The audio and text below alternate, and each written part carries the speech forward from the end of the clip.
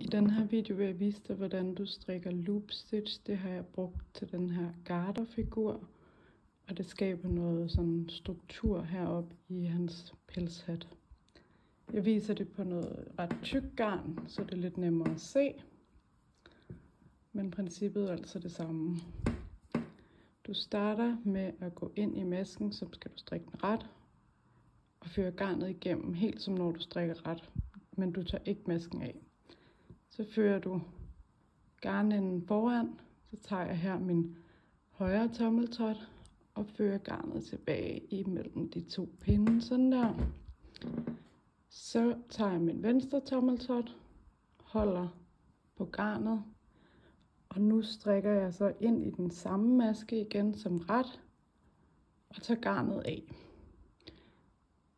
Inden jeg aflukker masken, nu kan du se, nu er der kommet 2 masker i stedet for 1, så den skal aflukkes. Så hiver jeg her stille og roligt i garnet, indtil jeg får den ønskede længde. Jeg har skrevet i opskriften, at den skal være på en lille centimeter gange 2.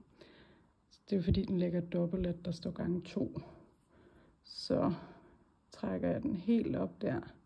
Man kan sige, fordi det er så tykt et garn, så er det lidt sværere her. Så tager du og aflukker masken, og det gør du helt ligesom når du strikker dit stramme afluk. Altså tager den ene maske og fører den her over den anden. Så ligger loopet der. Jeg prøver lige at strikke det igen. Altså gå ind i masken som ret, slå om, lad den blive, føre garnet foran, højre tommeltot og tilbage igen. Og så tager jeg venstre tommeltot og holder om garnet og går ind i masken igen og strikker den ret og tager af. Og så er det så her, at jeg kan justere i længden.